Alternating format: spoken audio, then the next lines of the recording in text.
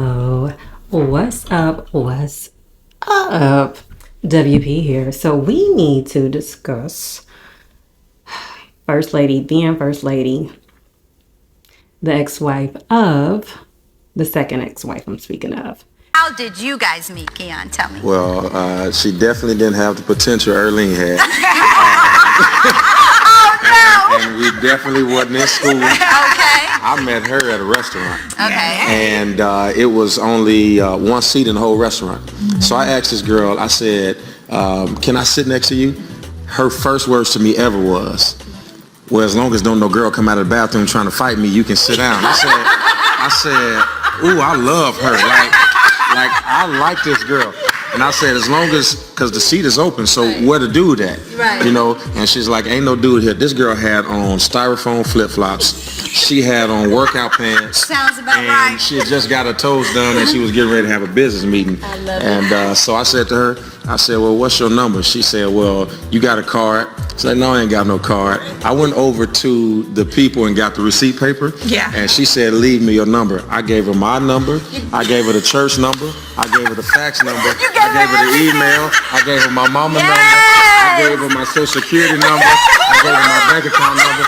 I was going to give her. I had everything to get in contact with him. And what was so funny, I think he was actually at a tournament. Mm-hmm. And when I called him, I said, hey, do you want to do lunch or dinner? And he said, okay, either one is fine. And then when I finally reached out to him, he said that he was at a tournament and he needed to call me back. Hold on. Yeah, he did. Because I thought this closet was about truth. It is. It's the whole truth. Let me give y'all something that really actually happened. You said, do you want to do lunch? One will do. Right. Well, since I had options, I was busy in the day and I Right. chose the second option. But see, you gave me both options, but you only intended to keep one option, which was the one most convenient for you, which was lunch. Yeah. That's what actually happened. Right. Pastor Keon, we need to discuss this money, this claim, deductible, the hurricane that destroyed Lighthouse Church, Shawnee, her finances, Pastor Keon Henderson.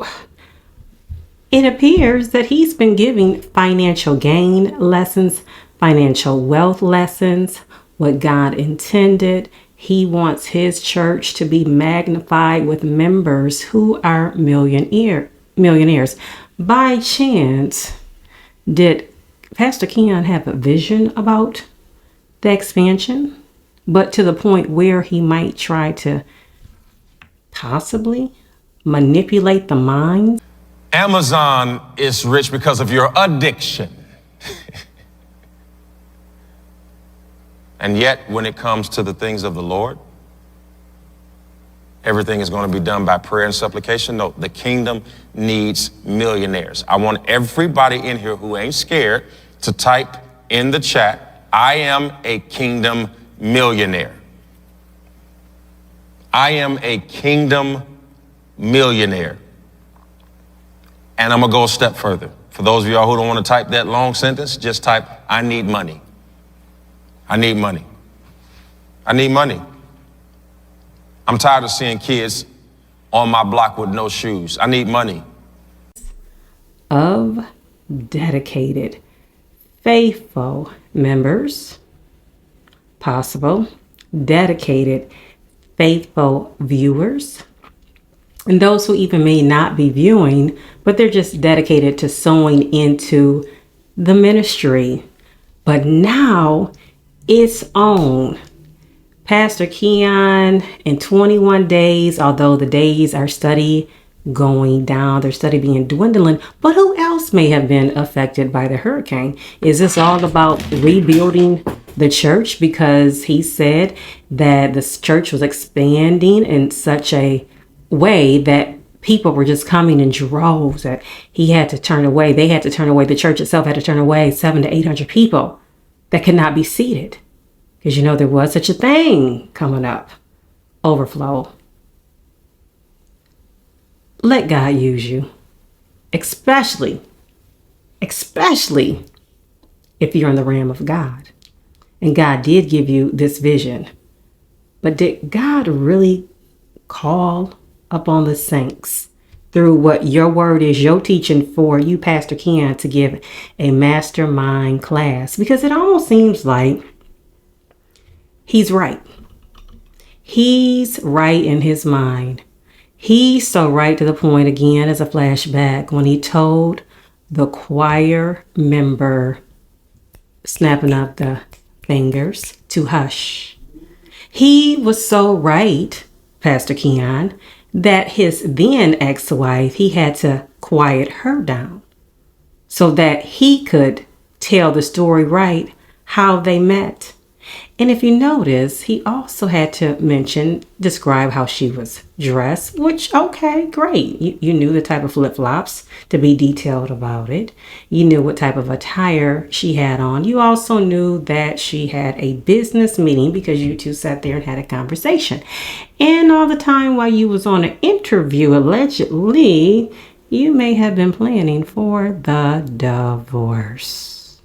Was Lady Felicia blindsided? And again, I saw the comments. What is this about the title of First Lady? Where did this come from? Where did it originate from? It's not biblical. I know that. But it is commonly used how to address. But those who do it, okay. And those who don't, that's okay too. Now, as far as the comments that have turned up on this channel as well, saying Shawnee got it. Shawnee probably feeling some pressure too. Like, wait a minute, did I sign up for this? For all we know, Shawnee may have told him he gonna have to do what he gotta do. Now, I'm not about to just deplete, but would that really deplete her to meet Pastor Keon's goal of her funds? But should she have to do that? But when you do become one as a helpmate, should the man or the woman deplete their funds, so to speak? I ain't saying she gonna deplete, or should she reach out to Shaq? Like, if you got a rich, well-off former, but then would that be disrespect to the former husband? Possibly. Is Pastor Keon hoping for a breakthrough for Shaq to come on through? He might be. Ain't no telling, because see, Pastor Keon seems like the type that his mind is constantly churning. What can I come up with today to speak about money? I mean, he has to. He's trying to do this 21-day revolution for this money that he is believing God for. Now, if it's supposed to be, okay, plain and simple, okay. But I know it's some other ones that have suffered. That church was not the only affected building, like it's on an island. Notice I said building. Like it's left on an island, stranded over here by itself, that was just blown down. What about the rest of the people who may have lost their home, their job, their cars? If you have children involved, what cost was that at a loss? Parents, elderly parents, cousins, uncles, nieces, nephews, great-grandparents, the fur babies, animals, period, on and on.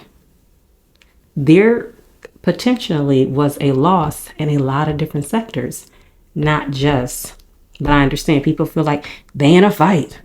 They got to fight for theirs. Pastor Keon talking about blame it on the rain. Well, what about when you need that rain? What about when it is a season of drought? What about when things need to be manifest? What if you are in a season of giving? Does it mean that you're supposed to give to that church in particular? Does that mean you're supposed to give to the woman, to the man, to the child that you just saw that is without? Texas, Georgia, Mississippi, where else? Arkansas, Alabama, New York, Chicago, California, Seattle. Everyone is going to experience adversity at some point. Michigan. There's a lot of counties. There's a lot of cities and states. Everyone's experiencing something to an extent.